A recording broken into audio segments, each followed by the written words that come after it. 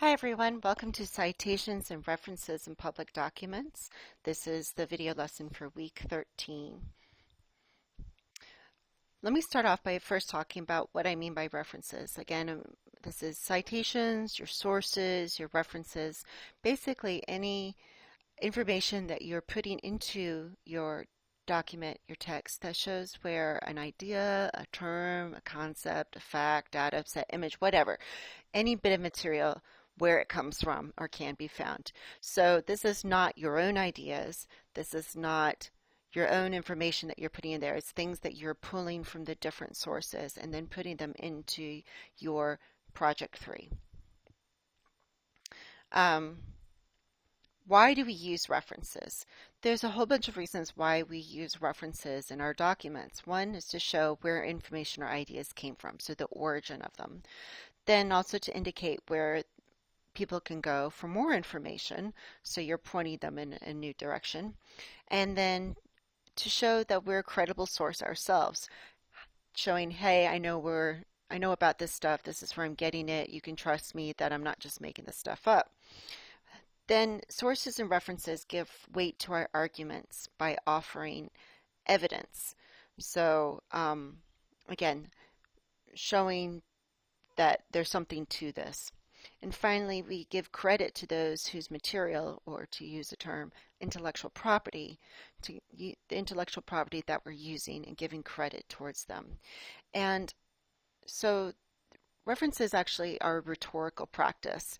They're both a roadmap for understanding where information is coming from, but they also tie into ethos and the showing their credibility. They tie into logos and the use of evidence. And then they also are cultural practice. This idea of intellectual property is very much a North American idea. So understanding that references are a really important thing that we need to be thinking about and paying attention to when we write. How you do references depends on your genre and medium. This is really important in the main message that I want you to take away from this. You have to pay attention to how references are done in the genre, medium, and modes that you will be using for your project. You're familiar already with academic references. Here is an academic article. So even though it is in Spanish and you might not know Spanish, you can still easily identify the references in this text. There are the parenthetical references, so the sources are in parentheses, as well as the narrative references, which kind of are the words here. You can see here, the Mignolo introduce su texto historias locales, diseños globales. So here is in the words is the idea of the text and what they're being used. Here again, the idea of an academic article using the numbers here to point towards the references. So you're familiar with academic references, but in a more general article, it's going to look a little bit different. This is an article from The Atlantic, so it's a magazine written for a more general audience. And we don't see the in-text references like we did with the academic article. We have to look a little more closely to see if we can figure out where things are. So you might notice some things. For instance, there's some hyperlinks here. And then you might see that there's something about a paper with a here. Okay, that's some kind of like what we do with academic references. And here's the person, and here's the institution of the people. And so we have some data. Okay, so again, here's again some more data, and here again the reference to where it's coming from. And then here's again, the Census Bureau has found, so there's some data and we get a sense of who it's from. Now we don't have a reference list at the end, but we can go start looking for this information based on what they have. Another interesting thing about this one is the hyperlinks. If it's an online article, you can link to other sources very easily. And so this hyperlink links to another article and opinion. This one links to a scholarly article, a news article, a think tank report, a news report. So the mode is linguistic, but the medium being online allows us to create these hyperlinked references that directs people to more information. It's important to start with your ideas first and then provide the information. Okay, so don't just start with, I'm talking about this particular piece. Talk about what that source is doing or the information from that source, and then you point to the source. Now, we just looked at an online article. What about presentations and talks and things? I have two examples here, a podcast, and it has a transcript, which we're going to look at, as well as a TED Talk, and again, we're going to go look at the transcript. Here is the transcript for this podcast. Okay, so you're welcome to listen to it by clicking on the link, and you can see that they really talk about the different, really outline all of this. And here you get a sense of who it is. So here we talk about, that's Liz Neely, Science Communication Extraordinaire and the Executive Director of this. And so in this thing, we have an expert coming on and they're talking to this person and introducing her as a reference, as a way of referencing that person and who she is and why she's a credible, reliable expert to bring in. And here Neely also has a reference. So this is an idea that Emily Willingham had and wrote about in Forbes in 2013. So again, there's a reference pointing to information, an idea that somebody else talked about and wrote about, and giving a sense of where that information is. So this is a reference in the middle of the podcast. So again, we have a sense of Liz Neely is expert. She has 4 tips for how to talk about the coronavirus. She rounded those tips up in a recent article for The Atlantic. Again, here's another reference. So a podcast is going to be a little bit different. Okay, it's going to refer to things in a different way because it's spoken.